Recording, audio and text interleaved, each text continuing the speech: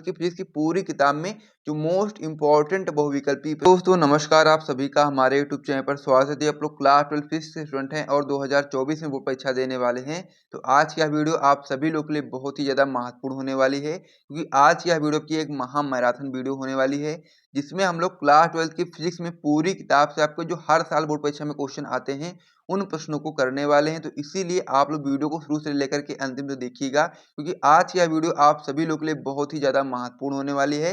और यदि आप लोग अपनी क्लास 12 की फिजिक्स में 70 में 70 में बिल्कुल पक्का करना चाहते हैं, तो आप लोग इस वीडियो को शुरू से लेकर के अंतिम तक देखिएगा, क्योंकि आज की इस वीडियो में जो आपका क्लास 12 की फिजिक्स होती है उसमें जो आपके हर तरह के जो प्रश्न होते हैं जो आपके बोर्ड परीक्षा में आते हैं, उन हर टाइप के प्रश्नों को आज की इस वीडियो में हम लोग करने वाले हैं। तो चलिए देख लेते हैं कौन कौन से प्रश्न को आज की इस वीडियो में यानी कि महामैराथन वीडियो में करने वाले हैं। आज की इस वीडियो में हम लोग क्लास 12 फिजिक्स की पूरी किताब से आपके जो मोस्ट इंपॉर्टेंट क्वेश्चन होते हैं जो कि आपके बोर्ड परीक्षा में हर बार पूछे जाते हैं, उन प्रश्नों को हम लोग करने वाले हैं। तो इनमें हम लोग देखने वाले हैं सबसे पहले मोस्ट इंपॉर्टेंट बहुविकल्पी प्रश्नों को, जो कि पूरी किताब यानी क्लास 12 की फिजिक्स की पूरी किताब में जो मोस्ट इंपॉर्टेंट बहुविकल्पी प्रश्न है जिनकी संभावना बहुत ज़्यादा है आपके बोर्ड परीक्षा में आने की, उन प्रश्नों को हम लोग सबसे पहले देखेंगे इसमें। उसके बाद में फिर हम लोग देखेंगे इसमें मोस्ट इंपॉर्टेंट अति लघु उत्तरीय प्रश्न को, जो कि आपके बोर्ड एग्जाम में 1 नंबर के लिए आते हैं। और पूरी किताब में जितने भी आपके महत्वपूर्ण वो विकल्पी होते हैं उनमें से जो आपका सबसे लघु उत्तरीय प्रश्न होता है उन प्रश्नों को हम लोग करने वाले हैं। तो ये आपका हो जाता है पॉइंट नंबर सेकेंड। हम लोग मोस्ट इंपॉर्टेंट बहुविकल्पी प्रश्न को करेंगे पूरी किताब से। उसके बाद फिर हम लोग मोस्ट इंपॉर्टेंट अति लघु उत्तरीय प्रश्न को करेंगे जो कि आपके बोर्ड परीक्षा में 1 नंबर के लिए आते हैं। उसके बाद में फिर हम लोग क्लास 12 फिजिक्स की पूरी किताब से जो सबसे ज़्यादा मोस्ट इंपॉर्टेंट लघु उत्तरीय प्रश्न होते हैं जो कि आपके बोर्ड परीक्षा में 2 और 3 नंबर में आते हैं, उसके बाद फिर हम लोग इन प्रश्नों को करने वाले हैं। और फिर सबसे लास्ट में हम लोग इस पूरी किताब में यानी क्लास 12 की फिजिक्स की पूरी किताब में जो मोस्ट इंपॉर्टेंट दीर्घ उत्तरीय प्रश्न है जिनकी बहुत ज़्यादा है संभावना आपके बोर्ड परीक्षा में आने की, उन प्रश्नों को करेंगे। तो इसीलिए आप लोग वीडियो को शुरू से लेकर के अंतिम तक देखिएगा, और साथ में यदि आपको वीडियो पसंद आएगी तो वीडियो को लाइक और चैनल को भी सब्सक्राइब कर दीजिएगा। इस प्रकार से हम लोग महत्वपूर्ण प्रश्नों को करने वाले हैं, तो इसीलिए आप लोग वीडियो को शुरू से लेकर के अंतिम तक वॉच कीजिएगा। उसके अलावा यदि आपको notes plus important question answer चाहिए इसी प्रकार से, तो आप लोग हमारा टॉपर ग्रुप ज्वाइन कर सकते हैं। एक सब्जेक्ट का प्राइस मात्र 100 रुपये रखा गया है। नंबर हमारा हो जाता है 97 93 44 0081। तो इस नंबर पे आपको व्हाट्सएप पर मैसेज करना है, वहाँ पर आपको सारी जानकारी मिल जाएगी। इस सब्जेक्ट का प्राइस मात्र 100 रुपये रखा गया है। तो चलिए अब हम लोग अपनी वीडियो की बात कर लेते हैं। तो आज की यह वीडियो आप सभी लोग के लिए बहुत ही ज़्यादा महत्वपूर्ण होने वाली है, अब तक की सबसे महत्वपूर्ण वीडियो होने वाली है। तो इसीलिए आप लोग इस वीडियो को बिल्कुल भी मिस मत करिएगा, शुरू से लेकर के अंतिम तक वॉच कीजिएगा। तो चलिए हम लोग सबसे पहले मोस्ट इंपॉर्टेंट बहुविकल्पी प्रश्नों को जो हम लोग करने वाले थे उसको हम लोग करना स्टार्ट करते हैं। तो इस पेज को मैं हटा देता हूँ। तो इसमें अब हमारा इसमें जो आपका पहला प्रश्न होने वाला है वो आपका होने वाला है कि पी प्रकार का अर्धचालक बनाने के लिए शुद्ध जर्मेनियम में मिलाया जाने वाला अपद्रव्य है। हम लोग को बताना ये है कि जो पी प्रकार का अर्धचालक होता है उसको बनाने के लिए हम लोग शुद्ध जर्मेनियम में किस चीज़ को मिलाते हैं। वेरी इंपॉर्टेंट क्वेश्चन है, 2015 में 17 में 2 बार पूछा गया है। आपको पता होना चाहिए कि पी प्रकार का अर्धचालक बनाने के लिए हम लोग शुद्ध जर्मेनियम में किस अपद्रव्य को मिलाते हैं। जिसको भी इसका आंसर पहले से पता है वो लोग कमेंट बॉक्स में कमेंट करके जरूर बताइएगा। तो इसमें आपका जो सही ऑप्शन हो जाता है, पहला ऑप्शन इसमें सबसे पहले आप देखोगे ऑप्शन को, तो पहला ऑप्शन आपका दिया गया एल्यूमिनियम, दूसरा आपका दिया गया एंटीमनी, तीसरा आपका दिया गया आर्सेनिक और चौथा आपका दिया गया फास्फोरस। तो पी प्रकार का अर्धचालक बनाने के लिए शुद्ध जर्मेनियम में हम लोग मिलाते हैं एल्यूमिनियम। तो इसीलिए आप लोग ऑप्शन नंबर ए पर सही टिक लगाएंगे। फिर हम लोग अगले क्वेश्चन की ओर बढ़ेंगे। अब इसमें हमारा अगला क्वेश्चन हो जाता है, ये भी आपका वेरी इंपॉर्टेंट क्वेश्चन होता है कि परम शून्य ताप पर शुद्ध जर्मेनियम का क्रिस्टल व्यवहार करता है। ये भी आपका इंपॉर्टेंट क्वेश्चन है, 2010 में, 12 में, 16 में 3 बार पूछा गया। इंपॉर्टेंट है कि परम शून्य ताप पर शुद्ध जर्मेनियम का क्रिस्टल किस प्रकार से व्यवहार करता है। पहला ऑप्शन आपका दिया गया पूर्ण चालक की भांति, दूसरा आपका दिया गया पूर्ण अचालक की भांति, तीसरा आपका दिया गया अर्धचालक की भांति और चौथा आपका दिया गया कोई नहीं। तो इसका आंसर जिसको भी पता है वो लोग कमेंट में कमेंट करके बताओ। तो जो परम शून्य ताप पर शुद्ध जर्मेनियम का जो क्रिस्टल होता है वो आपका पूर्ण अचालक की भांति कार्य करता है। तो इसीलिए आप लोग इसको ऑप्शन नंबर बी पर सही टिक लगा देंगे। फिर हम लोग अगले क्वेश्चन की ओर बढ़ेंगे। अब इसमें हमारा अगला क्वेश्चन हो जाता है कि एक तत्व के परमाणु जो कि द्रव्यमान में भिन्न है परंतु समान प्रकार के रासायनिक गुण रखते हैं, वे कहलाते हैं। यानी कि हम लोग को बताना ये है कि एक ही तत्व के परमाणु हैं जो कि द्रव्यमान में तो अलग-अलग हैं, परंतु समान प्रकार के रासायनिक गुण रखते हैं, तो वो क्या कहलाएँगे? इम्पोर्टेंट क्वेश्चन ये भी आपका 2011 में 13 में 2 बार पूछा गया है। पहला ऑप्शन आपका इसमें दिया गया है समभारिक, दूसरा आपका दिया गया समन्यूट्रॉनिक और तीसरा आपका दिया गया समस्थानिक और चौथा आपका दिया गया समावर्ती। तो इसमें यानी कि एक ही तत्व के परमाणु जो कि द्रव्यमान में तो भिन्न है, परंतु समान प्रकार के रासायनिक गुण रखते हैं, वो आपके समस्थानिक कहलाते हैं। तो इसीलिए आप लोग ऑप्शन नंबर सी पर सही टिक लगा लेंगे। और आपको यहाँ पर याद भी रखना है कि जिन रासायनिक या आप कह सकते हैं जिन तत्वों के परमाणु जो द्रव्यमान होते हैं वो भिन्न-भिन्न भले ही हों, लेकिन अगर उनका रासायनिक गुण एक जैसा है तो वे समस्थानिक कहलाएँगे। तो इस प्रकार से ये वाला जो क्वेश्चन था ये भी आपका कंप्लीट हो गया है। तो अब हम लोग अगले क्वेश्चन की ओर बढ़ते हैं। अगला क्वेश्चन हमारा इसमें हो जाता है कि प्रकाश वैद्युत प्रभाव के प्रयोग में आपतित प्रकाश की आवृत्ति म्यू तथा निरोधी विभव वी के बीच खींचे गए ग्राफ का ढलान होता है। वेरी इंपॉर्टेंट क्वेश्चन है। 2019 में, 20 में और 22 में 3 बार पूछा गया। आपको पता होना चाहिए कि प्रकाश के वैद्युत प्रभाव के प्रयोग में आपतित प्रकाश की आवृत्ति म्यू तथा निरोधी विभव वी के बीच खींचे गए ग्राफ का ढलान क्या होगा। पहला ऑप्शन आपका इसमें दिया गया एच, दूसरा आपका दिया गया है वी अपान में म्यू, तीसरा आपका दिया गया है एच ई अपान में एच और चौथा आपका दिया गया है एच अपान में ई। तो प्रकाश के वैद्युत प्रभाव के प्रयोग में आपतित प्रकाश की आवृत्ति म्यू तथा निरोधी विभव वी के बीच में जो खींचा गया ग्राफ का जो ढलान होगा वो आपका हो जाएगा एच अपान में ई। इसीलिए आप लोग ऑप्शन नंबर डी पर सही टिक लगा देंगे। तो इस प्रकार से इस पेज पर हम लोगों ने बहुत सारे महत्वपूर्ण प्रश्नों को किया है, तो इसे आप लोग अपनी कॉपी में नोट कर लीजिए। फिर हम लोग अगले पेज पे बढ़ेंगे और वहाँ पर भी महत्वपूर्ण प्रश्नों को देखेंगे। तो जल्दी से आप लोग इसे अपनी कॉपी में नोट करो। फिर हम लोग अगले पेज पर बढ़ते हैं। अब इसमें हमारा अगला क्वेश्चन हो जाता है कि प्रकाश में ध्रुवण की घटना प्रकट करती है। वेरी इंपॉर्टेंट क्वेश्चन ये भी आपका होता है। 2006 में, 10 में, 12 में 3 बार पूछा गया है कि प्रकाश में ध्रुवण की घटना क्या प्रकट करती है। पहला ऑप्शन आपका इसमें दिया गया अनुप्रस्थ प्रकृति, दूसरा आपका दिया गया अनुदैर्ध्य प्रकृति, तीसरा आपका दिया गया कण प्रकृति और चौथा आपका दिया गया इनमें से कोई नहीं। तो प्रकाश में जो ध्रुवण की घटना होती है वो आपका प्रकट करती है अनुप्रस्थ प्रकृति। तो इसीलिए आप लोग ऑप्शन नंबर ए पर सही टिक लगा लेंगे, आपका सही ऑप्शन हो जाएगा।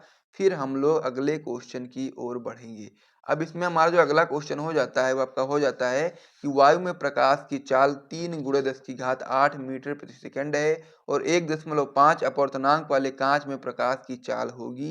यह हमको इसमें बताना है। ये आपका एक न्यूमेरिकल का क्वेश्चन है, इंपॉर्टेंट है। 2012 में, 17 में 2 बार पूछा भी गया है। तो हम लोग को इसमें ये चीज़ बतानी है कि वायु में तो प्रकाश की चाल 3 × 10⁸ मीटर प्रति सेकंड है, लेकिन हम लोग को इसमें 1.5 अपवर्तनांक वाले कांच में प्रकाश की चाल बताना है। तो चलिए हम लोग इसका सॉल्यूशन करना स्टार्ट करते हैं और आपको अच्छे तरीके से बताते हैं, ठीक है। तो इस बार मैं पेज ले लेता हूँ, फिर मैं आपको समझाता हूँ।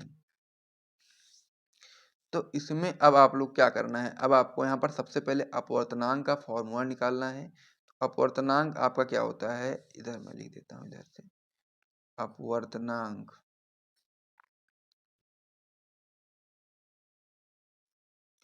तो हो जाएगा आपका n बराबर आपका हो जाएगा न्यू ए अपान में न्यू जी। ए आपका जो यहाँ पर दिया गया है वो आपका वायु के लिए है और ये आपका जो जी है ये आपका कांच के लिए। ये चीज़ आपको यहाँ पर पहले से पता होगी। हम लोग को निकालना क्या है, कांच में प्रकाश की चाल। किस में निकालना है, कांच में प्रकाश की चाल हम लोगों को निकालना है। तो आपको क्या करना है, इस फॉर्मूले को ध्यान से देखना है। यहाँ पर जो ऊपर जी दिया गया इसको हम लोग इस साइड में ले आएंगे, तो फिर हम लोग क्या कर देंगे, न्यू जी बराबर आपका हो जाएगा आपका यहाँ म्यू ए अपान में आपका हो जाएगा एन। इस प्रकार से आपका हो जाएगा। हम लोग को निकालना यही है ना, म्यू जी निकालना है। तो आप इस प्रकार से लिख सकते हैं कि आपका हो जाएगा ये इस प्रकार से, ठीक है। ये चीज़ आपको यहाँ पर समझ लेना है। तो यहाँ पर आपको ध्यान दोगे तो यहाँ पर जो आपका दिया गया है म्यू ए, तो म्यू ए का मान कितना है तो आप लोग जानते हैं। इस प्रकार से आप लोग लिख सकते हो, गुणे 10⁸ मीटर प्रति सेकंड है। अपान में आपका जो एन दिया गया है, एन कितना है 1.5। तो ये चीज़ आपको यहाँ पर कर दोगे 1.5। तो इसको जब इससे आप लोग काटोगे तो क्या हो जाएगा, यहाँ पर 2 निकल करके आ जाएगा और ये आपका हो जाएगा, यानी कि कांच में प्रकाश की चाल हो जाएगी आपका 2 × 10⁸ मीटर प्रति सेकंड आपका हो जाएगा, निकल करके आ जाएगा।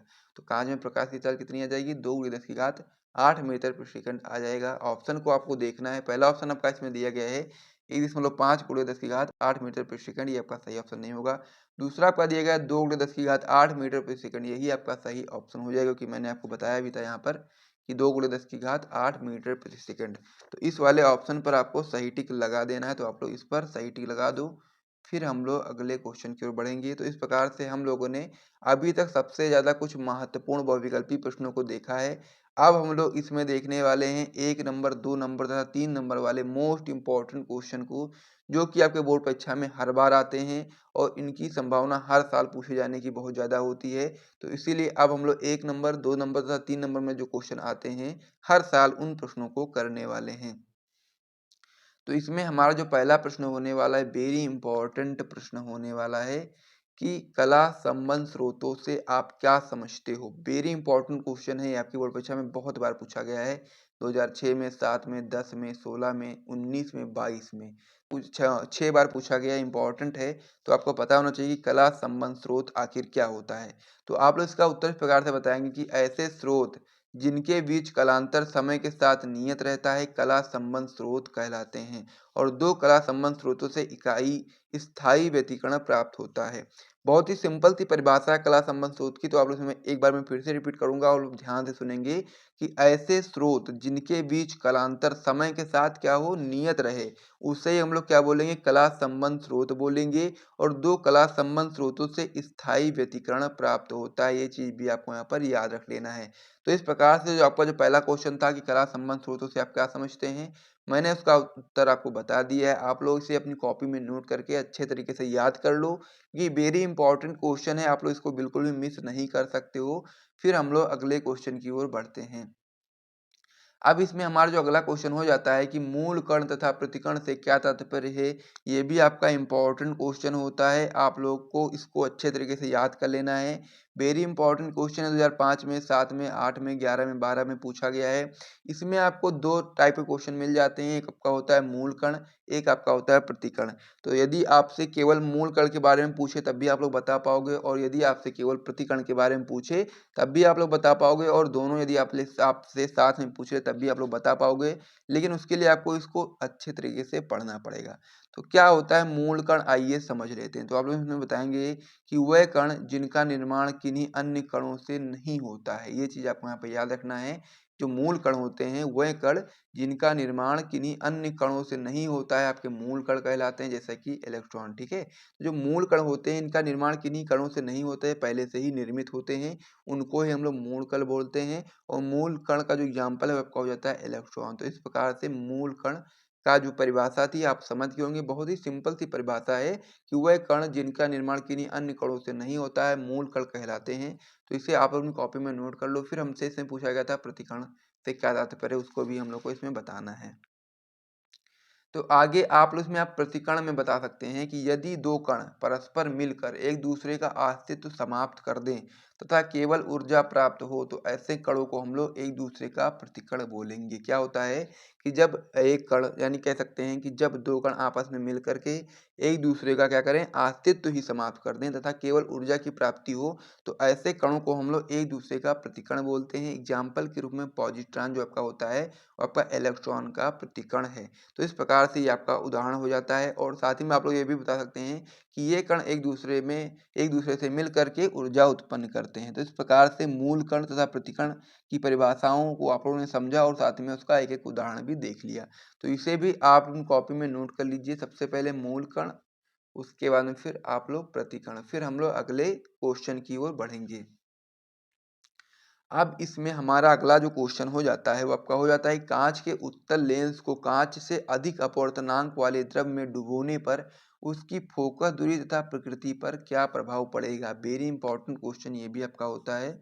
2007 में, 8 में, 18 में 3 बार पूछा गया है। 2023 में ये नहीं आया था, लेकिन 2024 में इसकी आने की बहुत ज़्यादा संभावना है। तो इसीलिए आपको इसको अच्छे तरीके से समझ लेना है कि कांच के उत्तल लेंस को जब हम लोग कांच से अधिक अपवर्तनांक वाले द्रव में डुबोते हैं तो उसकी फोकस दूरी तथा प्रकृति पर क्या प्रभाव पड़ेगा, वो हमको यहाँ पर याद रख लेना है। तो आप इसका उत्तर बताएंगे कि उसकी फोकस दूरी बढ़ जाएगी, यानी कि जब हम लोग कांच के उत्तल लेंस को जब हम लोग कांच से अधिक अपवर्तनांक वाले द्रव में डुबोएंगे तो उसकी फोकस दूरी बढ़ जाएगी तथा प्रकृति भी बदल जाएगी, अतः जो आपका उत्तल लेंस होगा वह अब अवतल लेंस की भांति कार्य करने लगेगा, यानी कि व्यवहार करने लगेगा। तो इस प्रकार से ये वाला जो क्वेश्चन था कि कांच के उत्तल लेंस को कांच से अधिक अपवर्तनांक वाले द्रव्य में डुबोने पर उसकी फोकस विधि तथा प्रकृति पर क्या प्रभाव पड़ेगा, उसका आंसर मैंने आपको बता दिया है। इसे भी आप लोग अपनी कॉपी में नोट कर लो, वेरी इंपॉर्टेंट क्वेश्चन है। फिर हम लोग अगले क्वेश्चन की ओर बढ़ते हैं। अब हमारा इसमें जो अगला क्वेश्चन हो जाता है वो आपका हो जाता है कि फ्लेमिंग के बाएं हाथ का नियम क्या है। ये भी आपका वेरी इंपॉर्टेंट क्वेश्चन है, 2015 में, 22 में, 23 में आया है। वेरी इंपॉर्टेंट क्वेश्चन है आपका, फ्लेमिंग के बाएं हाथ का नियम क्या है। तो इसका नियम भी आपको यहाँ पर याद होना चाहिए, बाएं हाथ का नियम।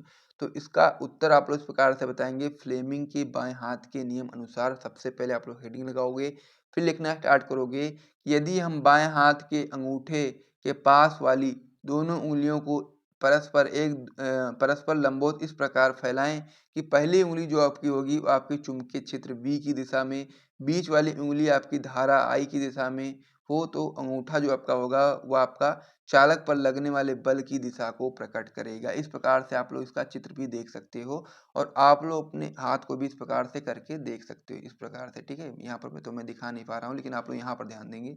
मैं यहाँ पर नहीं दिखा पा रहा हूँ, लेकिन आप लोग यहाँ पर ध्यान दोगे तो इस प्रकार से क्या है कि आप लोग जो अपने हाथ को इस प्रकार से कह सकते हैं कि फैलाएं, जो आपका जो ये वाली उंगली हो एक दूसरे के लंबवत हो, और साथ ही में तो जो आपका लंबवत होगी तो ये आपका जो होगा, यानी कि जो ये वाली उंगली होगी आपकी चुंबकीय क्षेत्र की दिशा को दर्शाएगा, जो बीच वाली उंगली होगी आपका विद्युत धारा की दिशा को दर्शाएगा, और ये आपका जो अंगूठा होगा आपका चालक पर बल को दिशा की प्रकट करेगा। तो इस प्रकार से ये वाला जो क्वेश्चन था कि फ्लेमिंग के हाथ का नियम क्या है, तो उसे भी आप लोगों ने समझ लिया है, तो इसे भी आप लोगों ने कॉपी में नोट कर लो। तो इस प्रकार इस पेज पर भी हम लोगों ने बहुत सारे महत्वपूर्ण प्रश्नों को किया है, तो इसे भी आप लोग जल्दी से अपनी कॉपी में नोट कर लीजिए। फिर हम लोग अगले पेज पे बढ़ेंगे, और वहाँ पर हम लोग 2 और 3 नंबर वाले जो महत्वपूर्ण प्रश्न होते हैं उनको समझेंगे।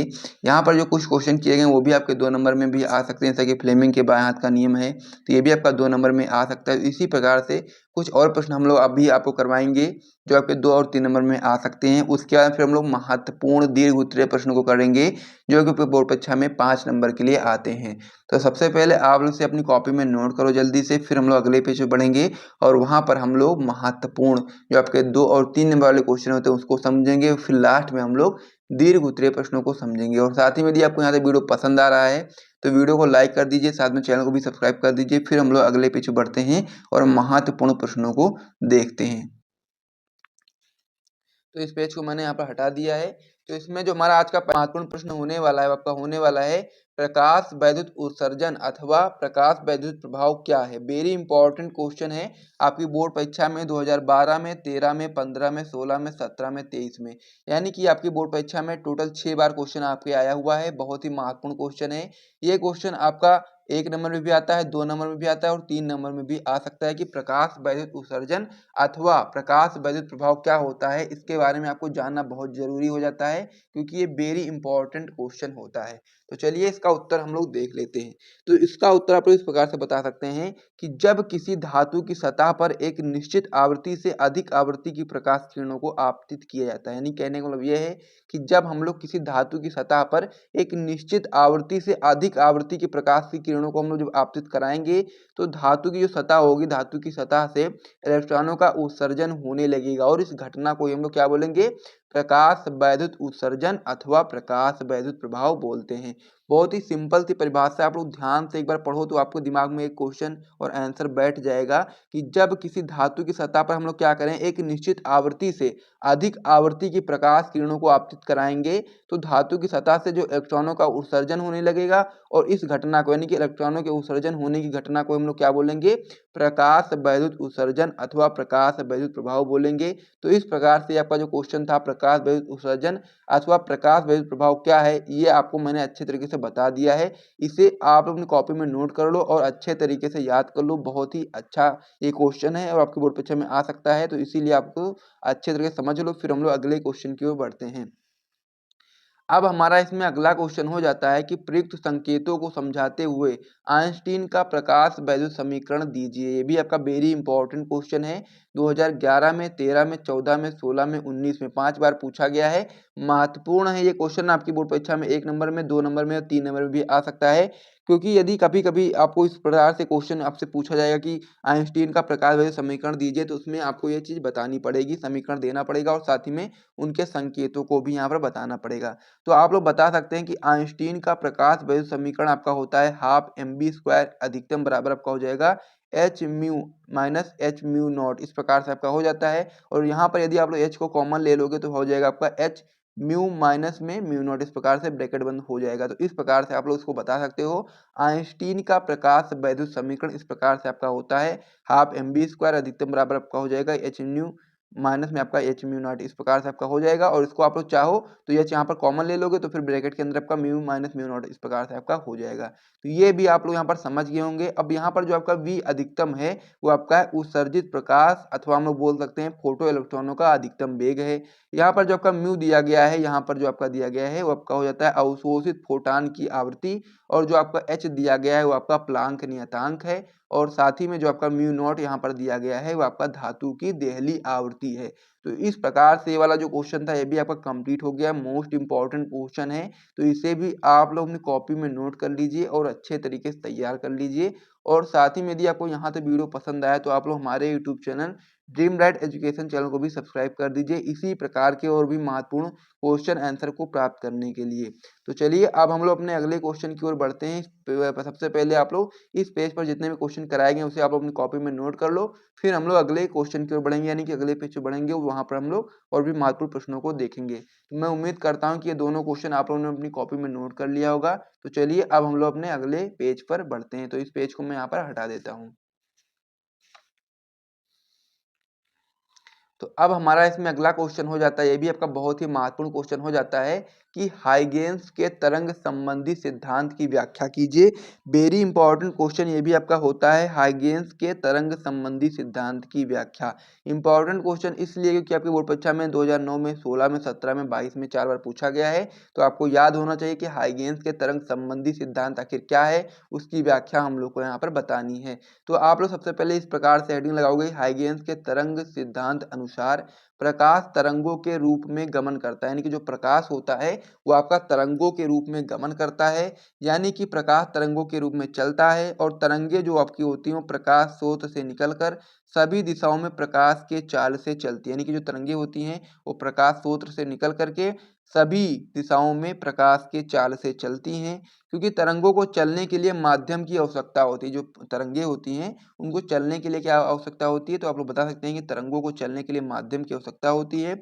इसीलिए हाइगेन्स ने एक सर्वव्यापी माध्यम ईथर की कल्पना की, यानी कि जो हाइगेन्स थे उन्होंने क्या किया, एक सर्वव्यापी माध्यम जो आपका ईथर है उसकी कल्पना की, और इस काल्पनिक माध्यम में पाया गया है कि यह आपका बहुत भारहीन है, यानी कि इसमें भार नहीं है, इसमें भार नहीं है। तो इसीलिए आप लोग बोल सकते हैं कि आपका जो ईथर है भारहीन है तथा सभी पदार्थ में प्रवेश कर सकता है। जो आपका ईथर होता है ये आपका भारहीन होता है तथा सभी पदार्थ में प्रवेश कर सकता है, और इसमें प्रकाश तरंग के संचरण के सभी आवश्यक गुण होते हैं। इनमें क्या होता है, प्रकाश तरंग का जो संचरण होता है उसके लिए आवश्यक जितने भी गुण होते हैं सभी गुण आपके ईथर में विद्यमान होते हैं। तो इस प्रकार से आप लोग आगे इसमें बता सकते हैं कि यह माना गया कि ईथर का घनत्व जो होता है बहुत कम होता है तथा इसकी जो आपका प्रत्यास्था होता है बहुत अधिक होती है। इस प्रकार के काल्पनिक माध्यम में प्रकाश तरंगे चल सकते हैं, यानी कि इस प्रकार का जो काल्पनिक माध्यम है ईथर जैसा कि उसमें प्रकाश तरंगे चल सकती हैं, और जब यह तरंगे आँख के रेटिना पर गिरती हैं तो फिर हमें वस्तु दिखाई देने लगती है। यही आपका पूरा था हाइगेन्स के तरंग संबंधी सिद्धांत की व्याख्या। इसे आप लोग अपनी कॉपी में नोट कर लीजिए, इंपॉर्टेंट क्वेश्चन है। तो इसे आप लोग अपनी कॉपी में जल्दी से नोट करो, और साथ ही में इसको अपनी कॉपी में नोट करने के साथ साथ आपको आज ही तैयार कर लेना है। फिर हम लोग अगले क्वेश्चन की ओर बढ़ते हैं। अब इसमें जो हमारा अगला क्वेश्चन हो जाता है वो आपका हो जाता है कि व्यतिकरण तथा विवर्तन में क्या अंतर है, यानी कि हम लोग को व्यतिकरण तथा विवर्तन में अंतर स्पष्ट करना है। वेरी इंपॉर्टेंट क्वेश्चन है, 2014 में 16 में 17 में 20 में 22 में 5-6 बार पूछा गया है। और ये क्वेश्चन आपका अलग अलग भी आ सकता है कि व्यतिकरण क्या होता है बताइए, और अलग से आ सकता है कि विवर्तन क्या होता है बताइए। तो ये क्वेश्चन यदि आप लोग तैयार कर लेते हो तो इसमें आपके 2-3 क्वेश्चन तैयार हो जाएंगे कि यदि आपसे ये अलग अलग पूछा जाएगा तो भी आप लोग बता पाओगे, और साथ में यदि एक में पूछ लिया गया कि इनका अंतर स्पष्ट कीजिए तो भी आप लोग आराम से बता पाओगे। तो इसीलिए इस क्वेश्चन को आपको अच्छे तरीके से समझना पड़ेगा कि व्यतिकरण क्या होता है, विवर्तन क्या होता है, क्योंकि दोनों महत्वपूर्ण पॉइंट हैं और दोनों अलग अलग में भी क्वेश्चन में आ सकते हैं। 1 नंबर में भी आएंगे, 2 नंबर में भी आएंगे और 3 नंबर में भी आएंगे। तो चलिए इसका हम लोग उत्तर समझ लेते हैं। सबसे पहले आप लोग व्यतिकरण और विवर्तन की हेडिंग लगा दोगे, फिर आप लोग लिखना स्टार्ट करोगे। सबसे पहले व्यतिकरण में आप लोग पहला पॉइंट बताओगे कि दो कला संबंध प्रकाश तरंगों के अध्यारोपण से व्यतिकरण प्रतिरूप प्राप्त होता है। यानी कि दो कला संबंध प्रकाश तरंगों के अध्यारोपण से हम लोग को क्या प्राप्त होता है, व्यतिकरण प्रतिरूप प्राप्त होता है। वहीं पर जब हम लोग विवर्तन की बात करेंगे तो आप लोग इसमें बता सकते हैं कि एक ही तरंगार्घ के विभिन्न भागों अथवा बिंदुओं से आने वाली द्वितीयक तरंगिकाओं के बीच अध्यारोपण से हम लोग को क्या प्राप्त होता है, विवर्तन प्राप्त होता है। तो इस प्रकार से व्यतिकरण तथा विवर्तन किस प्रकार से प्राप्त होता है, एक एक पॉइंट आप लोगों ने यहाँ पर समझ लिया। तो चलिए अब हम लोग इसमें अगले पॉइंट की ओर बढ़ते हैं। तो व्यतिकरण में आप लोग पहला पॉइंट, दूसरा पॉइंट बता सकते हो कि व्यतिकरण जो आपका होता है वो प्रतिरूप में सभी दीप्त पुंजों की तीव्रता समान होती है। यानी कि जो व्यतिकरण होता है प्रतिरूप में सभी दीप्त पुंजों की जो तीव्रता होती है वो समान होती है। और वहीं पर जो विवर्तन होता है, विवर्तन प्रतिरूप में दीप्त पुंजों की तीव्रता जो होती है आपकी केंद्रीय प्रिज्म के फ्रिंज के दोनों ओर घटती जाती है। तो इस प्रकार से व्यतिकरण और विवर्तन में दो दो पॉइंट हो गए। अब व्यतिकरण में आप लोग जो तीसरा पॉइंट इसमें बताएंगे कि व्यतिकरण फ्रिंजों की चौड़ाई साधारणतः समान भी हो सकती है और अथवा नहीं भी हो सकती है। यानी कि जो व्यतिकरण के फ्रिंज होते हैं इनकी जो चौड़ाई होती है वो समान भी हो सकती है और नहीं भी हो सकती। ये पॉइंट आपको यहाँ पर याद रख लेना है। आप लोग इसमें बताएंगे विवर्तन में कि विवर्तन फ्रिंजें कभी भी समान चौड़ाई की नहीं हो सकती हैं। व्यतिकरण में क्या था कि इसमें जो फ्रिंजें थी वो समान भी हो सकती हैं लेकिन नहीं भी हो सकती हैं। लेकिन विवर्तन में ऐसा नहीं है। विवर्तन में कभी भी जो फ्रिंजें होती हैं वो समान नहीं हो सकती, समान चौड़ाई की नहीं हो सकती हैं। तो इस प्रकार से विवर्तन और व्यतिकरण में क्या अंतर होता है आप लोगों ने समझ लिया। वेरी इंपॉर्टेंट क्वेश्चन था। यदि आपसे अलग अलग पूछा जाए तो भी आप लोग इस प्रकार से अलग अलग करके बता सकते हो। तो इसे भी आप अपनी कॉपी में नोट कर लीजिए। दो इसमें जो इस पेज पर जो हम लोगों ने महत्वपूर्ण प्रश्नों को किया उसे आप अपनी कॉपी में नोट कर लो। और इस प्रकार से इस और यहाँ तक यदि आपको वीडियो पसंद आए तो वीडियो को लाइक करिए, चैनल को भी सब्सक्राइब। प्रश्न होने वाला आपका होने वाला है कि समांतर प्लेट संधारित्र की धारिता के लिए सूत्र का निगमन कीजिए जब इसकी प्लेटों के बीच आंशिक रूप से परावैद्युत पदार्थ रखा हो। यानी कि हम लोग को क्या करना है, हम लोग को समांतर प्लेट संधारित्र की धारिता के लिए सूत्र का निगमन करना है जब इनकी प्लेटों के बीच में क्या रखा है, परावैद्युत पदार्थ रखा है, वो भी आंशिक रूप से। तो इस प्रकार से ये चीज आपको यहाँ पर समझ लेना है। ये जो क्वेश्चन आपका होता है आपकी बोर्ड परीक्षा में 6 बार आ चुका है। तो इसीलिए आप जान सकते हो कि जब 6 बार आया है तो इसकी संभावना कितनी ज़्यादा है कि बोर्ड परीक्षा 2024 में आने की। तो इसीलिए आप लोग सबसे पहले यहाँ पर क्या लगा लेंगे, वेरी इंपॉर्टेंट का टिक लगाएंगे। उसके बाद फिर हम लोग इसका सोल्यूशन देखना स्टार्ट करेंगे।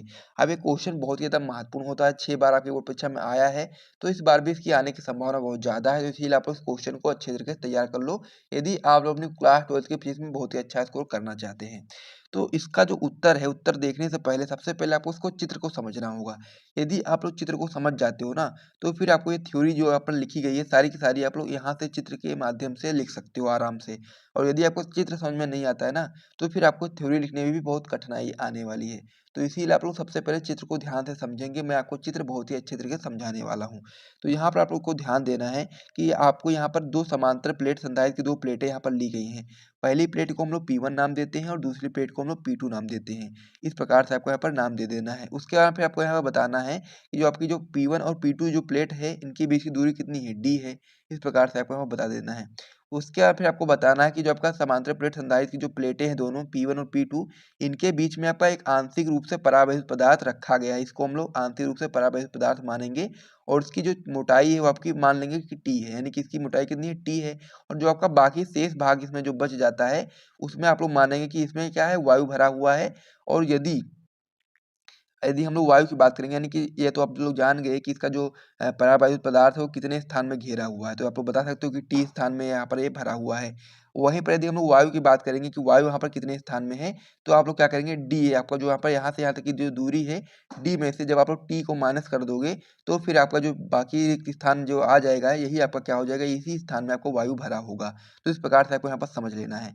उसके बाद फिर आप लोग यहाँ पर ध्यान देंगे कि जब हम लोग P1 प्लेट को यानी कि इस वाले प्लेट को जब हम लोग प्लस क्यू आवेश देते हैं तो फिर प्रेरण के कारण जो आपका P2 जो प्लेट होती है इस पर जो भीतरी सतह होती है इसके अंदर आपका माइनस क्यू आवेश आ जाता है और जो बाहरी सतह होती है इसमें प्लस क्यू आवेश आ जाता है। ठीक है, अब जो आपका P2 प्लेट होती है आपकी धरती से जुड़ी होती है, इसी की वजह से जो आपका प्लस क्यू आवेश होता है वो आपका पृथ्वी में चला जाता है और इस पर केवल और केवल माइनस आवेश रह जाता है। तो इसके कारण हम लोग विद्युत क्षेत्र की सूत्र का यहाँ पर हम लोग प्रयोग करेंगे। तो जितनी चीजें मैंने आपको यहाँ पर बताई है अभी तक चित्र में वो सारी चीजें आप लोग समझ गए होंगे। अब इसी चीजों को हम लोग यहाँ पर क्या करेंगे, उत्तर में लिखना स्टार्ट करेंगे थ्योरी में। तो सबसे पहले हम लोग यहाँ पर क्या लिखेंगे, मैंने आपको सबसे पहले बताया था कि माना P1 व P2 समांतर प्लेट संधारित्र की दो प्लेटें यानी कि ये और ये P1 और P2 समांतर प्लेट संधारित्र की दो प्लेटें हैं। फिर आप लोग बताएंगे इसमें जिनके बीच की दूरी कितनी है D, यानी कि इनके बीच की दूरी कितनी है D है, यहाँ से यहाँ तक की दूरी कितनी है D है। आगे आप लोग इसमें बताएंगे एवं प्रत्येक प्लेट का जो क्षेत्रफल है वो A है। आगे आप लोग इसमें बताओगे कि माना T मोटाई की परावैद्युत पदार्थ की एक प्लेट संधारित्र की प्लेटों के बीच रखी गई है, यानी कि यहाँ पर जो आपकी P1 प्लेट है और P2 प्लेट है इसके बीच में कोई आपकी परावैद्युत पदार्थ की एक प्लेट रखी गई है। ठीक है, इसकी मोटाई कितनी है T है, ये चीज आपको यहाँ पर समझ लेना है। आगे आप लोग इसमें बताओगे कि इस प्रकार प्लेटों के बीच D माइनस टी मोटाई में वायु, यानी कि जब हम लोग क्या करेंगे D आपका जो टोटल कितना है D है, जब हम लोग D में से माइनस टी कर देंगे तो फिर आपका वायु निकल करके आ जाएगा। तो D माइनस टी मोटाई में आपका वायु और तथा T मोटाई में आपका परावैद्युत माध्यम है। इस प्रकार से आपको यहाँ पर समझ लेना है। आगे आप उसमें बताओगे कि जब हम लोग प्लेट P1 को प्लस क्यू आवेश देते हैं तो फिर प्रेरण के कारण प्लेट P2 पर आपका माइनस क्यू आवेश उत्पन्न हो जाता है। सारी चीजें मैं आपको यहाँ पर चित्र में बता चुका हूँ। उसके बाद फिर हम लोग आगे क्या करेंगे, आप लोग यहाँ पर ध्यान देंगे कि आपका आगे हो जाएगा तब प्लेटों के बीच वायु में विद्युत क्षेत्र की तीव्रता में हम लोग को यहाँ पर दो प्रकार से निकालना है। एक आपका निकालना है परावैद्युत माध्यम में विद्युत क्षेत्र की तीव्रता और एक हम लोग को निकालना है वायु में विद्युत क्षेत्र की तीव्रता। तो ये जो आपका क्षेत्र था यहाँ पर जो खाली क्षेत्र था इसमें हम लोग वायु के लिए विद्युत क्षेत्र की तीव्रता निकालेंगे और जो आपका ये परावैद्युत माध्यम है इसके लिए हम लोग भी विद्युत क्षेत्र की तीव्रता निकालेंगे। तो हम लोग सबसे पहले हम लोग जब वायु के लिए निकालेंगे तो यहाँ पर हम लोग ई नॉट लिख देंगे क्योंकि हम लोग दो बार निकालेंगे ना, तो इसीलिए हम लोग यहाँ पर ई नॉट रख देंगे। ठीक है, तो आपका जो सूत्र होता है वो क्या हो जाता है, सूत्र आपका होता है इस प्रकार से ई नॉट बराबर आपका हो जाता है सिग्मा अपान में एप्सिलॉन नॉट होता है। तो आप लोग जानते हो जो सिग्मा बराबर होता है, सिग्मा बराबर क्या होता है आपका क्यू अपान में क्या होता है ए होता है। इस प्रकार से आपका होता है। तो यदि आप लोग चाहो तो सिग्मा को ना लिख करके यही चीज लिख दो ना, तो यही चीज हमने यहाँ पर लिख दिया है। हमने क्या किया है, सिग्मा को ना लिख करके क्यू अपान में ए लिख दिया, तो यही चीज हम लोग यहाँ पर लिख देंगे क्यू अपान में ए एप्सिलॉन नॉट। इस प्रकार से आपका हो जाएगा। उसके बाद फिर हम जो परावैद्युत माध्यम में विद्युत क्षेत्र की तीव्रता याद करेंगे तो यहाँ पर भी आपका सेम रहेगा, लेकिन यहाँ पर परावैद्युत माध्यम के लिए हम लोग याद करें तो यहाँ पर केवल और केवल के रहेगा। तो ई बराबर क्या हो जाएगा क्यू अपान में के एप्सिलॉन नॉट ए। इस प्रकार से आपका हो जाएगा क्योंकि यहाँ पर भी आपका सिग्मा था और सिग्मा की जगह पर हम लोग ने क्यू अपान में ए यहाँ पर भी लिख दिया है। अब आगे आप लोग क्या करोगे, आप ध्यान दोगे आप लोग यहाँ पर आगे कि यदि प्लेटों के बीच विभवांतर b हो तब क्या हो जाएगा, आपका b बराबर क्या होगा b1 प्लस b2। अब आप लोग क्या करोगे, b बराबर आपको यहाँ पर ed यहाँ पर निकालना है। तो सबसे पहले यदि हम लोग b1 की बात करेंगे तो b1 की जगह पर आप लोग जब ed निकालोगे तो यहाँ पर सबसे पहले जो विद्युत क्षेत्र है वो क्या है, वायु के लिए हम लोग यहाँ पर लिखा है। तो इसीलिए हम लोग क्या करेंगे ई नॉट यहाँ पर लिखेंगे, ई नॉट लिखेंगे। उसका फिर हम लोग दूरी की बात करेंगे यानी कि कितना स्थान ये घेरेगा वायु वाला। तो यहाँ पर मैंने आपको कितना स्थान बताया था, डी माइनस टी बताया था ना, तो यही चीज यहाँ पर आपको लिख देना है ई नॉट ब्रैकेट में आपका डी माइनस टी हो जाएगा। वहीं पर यदि हम लोग बात करेंगे जब परावैद्युत माध्यम में विद्युत क्षेत्र की तीव्रता के लिए तो यहाँ पर जो आपका ई होगा ये आपका यहाँ से ई आ जाएगा। उसका फिर इसकी जो मोटाई कितनी थी वो मैंने आपको बताई थी टी थी, तो यहाँ से इंटू टी हो जाएगा। तो इस प्रकार से यहाँ तक आपका हो गया। अब आगे हम लोग इसको आगे सॉल्व करते हैं। तो यहाँ तक आप लोग एक बार अपनी कॉपी में नोट कर लो, फिर हम लोग आगे बढ़ते हैं इसमें। अब आगे आप लोग यहाँ पर ध्यान दोगे जो आपका ई नॉट है, यहाँ पर क्या करेंगे हम लोग, जो आपका ई नॉट है ई नॉट की जगह पर हम लोग इसका मान रख देंगे। तो ई नॉट बराबर क्या था आपका, ई नॉट बराबर था आपका क्यू अपान में एप्सिलॉन नॉट ए था ना। तो हम लोग चाहें तो ई नॉट की जगह पर क्यू अपान में एप्सिलॉन नॉट ए लिख सकते हैं। तो वही चीज हम लोग यहाँ पर लिख देंगे। यहाँ पर हम लोग क्या लिख देंगे, हम लोग यहाँ पर लिखेंगे क्यू अपान में एप्सिलॉन नॉट ए और यहाँ पर डी माइनस टी, तो आपका यहाँ पर ऐसे ही रहेगा। उसके यहाँ पे हम लोग ई की जगह पर हम लोग ई का मान लिख सकते हैं। तो ई का मान कितना है, ई का मान है आपका क्यू अपान में के एप्सिलॉन नॉट ए। तो यही चीज हम लोग यहाँ पर ई की जगह पर लिख देंगे। तो ई की जगह पर हम लोग प्लस में लगा कर क्या लिखेंगे, क्यू अपान में के एप्सिलॉन नॉट ए और बाद में फिर आपका जो इंटू में टी है तो टी तो आपका यहाँ ऐसे ही रहेगा। अब आगे आप लोग क्या करोगे इसमें, अब आगे आप लोग यहाँ पर ध्यान देंगे कि जो आपका यहाँ पर कॉमन निकालोगे आप लोग, तो कॉमन आप लोग यहाँ पर देखोगे तो Q अपान में एप्सिलॉन नॉट A कॉमन है, यहाँ पर भी आपका इसमें भी है और इसमें भी है, तो यही चीज़ हम लोग लिख देंगे यहाँ पर B बराबर Q अपान में एप्सिलॉन नॉट A आपका कॉमन निकल कर आ जाएगा। अब अंदर क्या बचेगा आपका D माइनस टी बचेगा, प्लस में आपका क्या बचेगा T अपान में K बचेगा, इस प्रकार से आपका बच जाएगा। अब हम लोग क्या करेंगे, B का मान तो आपका आ गया, अब हम लोग क्या करेंगे संधारित्र की धारिता का सूत्र लगाएंगे। तो संधारित्र की धारिता का सूत्र आपका होता है C बराबर Q अपान में B होता है ना। तो अब हम लोग क्या करेंगे, Q तो Q सेम रहेगा, लेकिन हम लोग क्या करेंगे नीचे जो B है, B की जगह पर हम लोग ये वाला मान लिख देंगे। तो ये वाला मान जब आप लोग लिखोगे तो क्या हो जाएगा आपका, यहाँ पर ये सारी चीजें आप उठाकर यहाँ पर लिख दोगे B की जगह पर। तो B की जगह पर क्या लिखोगे, Q अपान में एप्सिलॉन नॉट A, ब्रैकेट में आपका हो जाएगा D minus T plus T अपान में K, इस प्रकार से आपका हो जाएगा। फिर आप लोग क्या करेंगे, Q से Q कैंसिल कर देंगे इस प्रकार से। फिर आपका जो एप्सिलॉन नॉट A है इसको हम लोग ऊपर भेज देंगे क्योंकि आपका बटे में है। तो फिर नीचे क्या बचेगा आपका D minus T plus T अपान में K, इस प्रकार से आपका बच जाएगा। तो C बराबर क्या हो जाएगा, क्योंकि मैंने क्या किया था एप्सिलॉन नॉट A को ऊपर भेज दिया था, तो C बराबर आपका हो जाएगा एप्सिलॉन नॉट A अपान में आपका हो जाएगा D minus T plus T अपान में K, इस प्रकार से आपका सूत्र निकल कर के आ जाएगा। यानी कि समांतर प्लेट संधारित्र की धारिता के लिए मैंने सूत्र को आपका निगमन बता दिया इस प्रकार से, जब इसकी प्लेटों के बीच में हम लोगों ने आंशिक रूप से परावैत पदार्थ रखा हो। तो इस प्रकार से सूत्र निकल कर के आ गया है। तो इस प्रकार से ये क्वेश्चन भी आपका कंप्लीट हो चुका है। तो इस क्वेश्चन को आप अपनी कॉपी में नोट कर लीजिए। फिर हम लोग अगले पेज पे बढ़ेंगे और वहाँ पर हम लोग महत्वपूर्ण दीर्घ उत्तरीय प्रश्नों को करने वाले हैं। तो इसे आप लोग जल्दी से अपनी कॉपी में नोट कर लीजिए, फिर हम लोग आगे बढ़ते हैं। होने वाला है किसी पतले लेंस के लिए अपवर्तन का सूत्र स्थापित कीजिए, इसके आधार पर सिद्ध कीजिए कि अवतल लेंस की फोकस दूरी ऋणात्मक होती है। ये आपका वेरी इंपॉर्टेंट क्वेश्चन है, आप लोग देख भी सकते हैं कि 2012 में, 16 में, 17 में, 20 में, 22 में, 23 में, यानी कि क्वेश्चन आपकी बोर्ड परीक्षा के लिए बहुत ही ज़्यादा महत्वपूर्ण है और आपके हर साल बोर्ड परीक्षा में आता है। तो इसीलिए आपको इस क्वेश्चन को बिल्कुल भी मिस नहीं करना है और अच्छे तरीके से समझना है। मैं आपको बहुत ही अच्छे तरीके से समझाऊंगा, तो इसीलिए आप लोग वीडियो को ध्यान से देखिएगा और साथ में इस क्वेश्चन को अपनी कॉपी में आज ही नोट करके और आज ही तैयार कर लीजिएगा। तो चलिए हम लोग इसको देखते हैं, बहुत ही सिंपल तरीके से एक एक करके सारी चीज़ मैं आपको बताते जाऊँगा और आप लोग अपनी कॉपी में नोट करते हुए चलिएगा। तो सबसे पहले आप लोग क्या बताएंगे, सबसे पहले आप उसमें बताएंगे कि माना कोई लेंस है ऐसे माध्यम में रखा है। मान लीजिए आपका कोई एक लेंस है जो कि आपका एक ऐसे माध्यम में रखा है जिसके दोनों ओर का जो माध्यम है वो N1 है, यानी कि समान है, यानी कि इधर का माध्यम भी समान है और इधर का भी माध्यम समान है। या फिर आप लोग मान लीजिए कि इधर दोनों तरफ आपकी वायु भरी हुई है, तो इसीलिए आप बता सकते हैं कि जो आपका लेंस है L, जो आपका जो L लेंस है वो आपका एक ऐसे माध्यम में रखा है, इसका दोनों जो माध्यम है वो कैसा है, समान है, दोनों ओर का माध्यम। आगे आप लोग इसमें बता सकते हैं तथा लेंस का जो अपवर्तनांक है वो आपका N2 है, यानी कि लेंस का अपवर्तनांक कितना है, N2 है। तो इस प्रकार से आपका हो गया और साथ ही में आपको जो लेंस के दोनों पृष्ठों की जो वक्रता त्रिज्याएं हैं वो R1 व R2 है। तो इस प्रकार से आपका जो लेंस होता है ना, तो इसमें आपके दो कह सकते हैं कि पृष्ठ हैं, तो इसलिए आप बता सकते हैं कि इसमें जो आपका इधर वाला जो पृष्ठ है इसकी जो वक्रता त्रिज्या आपकी हो जाएगी R1 और इधर वाले की जो हो जाएगी उसको हम लोग R2 बोलेंगे। तो इस प्रकार से आपका हो गया।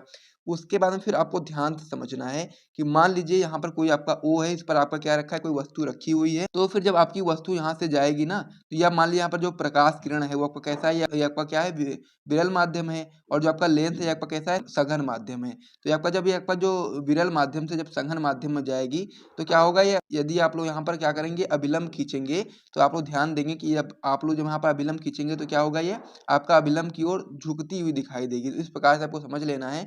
मान लीजिए यहाँ पर कोई आपका वस्तु रखा गया है, तो जब ये आपका यहाँ से जाएगा तो यह क्या है, ये आपका है विरल माध्यम, और जब विरल से सघन माध्यम में जाएगा तो अवलंब की ओर झुकेगी थोड़ा सा। तो इस प्रकार से आपका हो जाएगा और फिर यहाँ पर आपका इसकी वजह से जब ये आपका यहाँ से निकलेगा तो यहाँ पर आई डैश आपका प्रतिबिंब बन जाएगा। तो इस प्रकार से आपका हो गया। उसके बाद फिर आपको यहाँ पर समझ लेना है कि मान लीजिए आपका जो यहाँ पर दिया गया है वो, यानी कि वस्तु जहाँ पर रखी हुई वो चीज़ यहाँ पर दी गई है, तो वस्तु से लेकर के जो आपका लेंस है, लेंस के बीच की दूरी कितनी है उसको हम लोग क्या बताएंगे, यू से बताएंगे। तो आपका ये यू हो जाएगा। उसके बाद में फिर यहाँ से, यानी कि इसका जो प्रथम पृष्ठ है इसी पर से तो टच होने के बाद यहाँ पर प्रतिबिंब बनना है, तो यहाँ पर हम लोग ध्यान देंगे कि यानी कि जो आपका लेंस है, लेंस से जो प्रतिबिंब बनना है उसकी दूरी कितनी है, उसको हम लोग बी डैश बताएंगे, क्योंकि यहाँ पर जो आपका यहाँ पर जो प्रतिबिंब बन रहा है वो आपका आई डैश है, तो इसीलिए हम लोग उसकी बीच की दूरी कितनी बताएंगे, बी डैश, इस प्रकार से बता देंगे। फिर आगे आपको यहाँ पर ध्यान देना है, यदि आप लोगों ने पढ़ा होगा पहले तो आपको पता होगा कि गोलीय अवतल दर्पण के लिए जो आपका अपवर्तन का सूत्र होता है आपका इस प्रकार से हो जाता है कि n2 अपान में आपका हो जाएगा v माइनस में आपका हो जाएगा n1 अपान में u बराबर आपका हो जाएगा n2 माइनस n1 अपान में r। ये सूत्र उसके लिए है जब आपका विरल माध्यम से सघन माध्यम में प्रकाश की किरण प्रवेश करती है, उस चीज के लिए सूत्र होता है आपका। तो प्रथम पृष्ठ के लिए जब हम लोग बात करेंगे, इस वाले पृष्ठ के लिए बात करेंगे, तो आप लोग ये सूत्र बताएंगे n2 अपान में v माइनस में आपका हो जाएगा n1 अपान में u बराबर आपका हो जाएगा n2 माइनस n1 अपान में r। इस प्रकार से आपका हो गया। फिर आपको ये क्या है, मेन वाला सूत्र है। अब इसमें जो चीजें यहाँ से रखने वाली है उसको आप लोग यहाँ पर रखेंगे। तो यहाँ पर सबसे पहले आप लोग n2 ध्यान दोगे तो n2 का तो n2 रहेगा, क्योंकि n2 आपका इसी प्रकार से रहेगा सेम सेम। उसके बाद में फिर आपको यहाँ पर ध्यान देना है जो आपका v दिया है, तो यहाँ पर b कितना है, v डैश है, तो इसकी जगह पर हम लोग b की जगह पर v डैश कर देंगे, फिर माइनस में लगाएंगे, फिर आप लोग n1 लिखोगे, अपान में u लिख दोगे, फिर बराबर आपका n2 माइनस n1 अपान में r। ये आपको पूरा सेम रहेगा, केवल यहाँ पर b की जगह पर b डैश हो जाएगा, क्योंकि यहाँ पर आपका v डैश है, प्रतिबिंब की जो दूरी है b डैश है, तो इसलिए आप लोग ये चीज लिख करके इसको समीकरण फर्स्ट बना लोगे। तो इस प्रकार से समीकरण फर्स्ट तक आप लोगों ने समझ लिया होगा। अब हम लोग द्वितीय पृष्ठ के लिए बात करेंगे, यानी कि इस वाले पृष्ठ के लिए बात करेंगे। तो यहाँ पर आप लोग ध्यान देना अब कि मान लीजिए कि अब आप लोग इस पर ध्यान नहीं देंगे, इधर साइड वाले पे ध्यान नहीं देंगे, आप लोग केवल इस पर ध्यान देंगे। तो जब आप लोग इस पर ध्यान देंगे तो आप लोग देखेंगे कि ये आपका क्या है, मान लीजिए कि आपका ये एक वस्तु के रूप में कार्य कर रहा है। अगर ये मान लीजिए जो प्रतिबिंब आपका बना था प्रथम पृष्ठ के लिए, अब मान लीजिए आपका ये एक वस्तु के रूप में कार्य कर रहा है, तो यहाँ से आप लोग ध्यान देंगे इस प्रकार से, यहाँ से आपका एक प्रतिबिंब बन जाएगा। ठीक है, प्रतिबिंब बन जाएगा, इसको हम लोग आई नाम दे देंगे इस प्रकार से। इस प्रकार से आप लोगों ने यहाँ तक समझ लिया है। तब ये आप लोग यहाँ पर ध्यान दोगे कि जो आपका ये है कि आपका क्या है, आपका मान लीजिए सघन माध्यम से विरल माध्यम में आपका प्रतिबिंब बनना है ना, इस प्रकार से आपका बनना आपको यहाँ पे पता होना चाहिए। फिर आपको यहाँ पर ध्यान देना है कि आपका जो यहाँ पर जो दिया गया है ध्रुव, यानी कि जो आपका लेंस दिया गया, लेंस से जो आपका प्रतिबिंब बनना है इसके बीच की दूरी कितनी है, तो आप लोग बता सकते हैं इसकी बीच की दूरी कितनी है। आप लोग इस प्रकार से b बता दोगे, यहाँ से यहाँ तक की दूरी आप लोग b बता दोगे। उसके बाद में फिर आपको यहाँ पर जो वस्तु के रूप में कार्य कर रहा है, तो ये वस्तु जो आपके इस वस्तु के रूप में कार्य कर रही है, यहाँ से यहाँ तक की दूरी कितनी है ये भी आपको पता होना चाहिए। तो नीचे आप लोग जब ध्यान दोगे तो यह क्या है, यहाँ से यानी कि पूरा प्रथम जो पृष्ठ था लेंस का, वहां से लेकर के यहाँ तक की दूरी कितनी थी, b डैश थी। और जो लेंस है, लेंस की मोटाई कितनी है, t है। तो ये आपका क्या था, लेंस की जो मोटाई वो भी इसमें इंक्लूडेड थी b डैश में। बाद आप लोग यहाँ पर ध्यान दोगे, यहाँ से आपका क्या था, b डैश थी यहाँ से, तो इसमें क्या था, लेंस की जो मोटाई है वो इसमें इंक्लूडेड थी। लेकिन हम लोग को यहाँ से निकालना है, यानी कि लेंस की मोटाई को नहीं इंक्लूड करना है, तो हम लोग क्या कर देंगे, b डैश में माइनस टी कर देंगे, यानी कि यहाँ से यहाँ तक की जो मोटाई आपकी हो जाएगी v डैश माइनस टी हो जाएगा इस प्रकार से। तो जब आप लोग लेंस की मोटाई घटा दोगे तो यहाँ से यहाँ तक की दूरी निकल करके आ जाएगी द्वितीय पृष्ठ के लिए। तो अब आप लोग यहाँ पर लगाएंगे द्वितीय पृष्ठ के लिए। तो आप लोग जानते हैं कि जब आपका जो आपका जो प्रकाश किरण थी, जब आपका विरल माध्यम से सघन माध्यम में जा रही थी, तो उसके लिए सूत्र आप लोगों ने इस प्रकार से सूत्र लगाया था।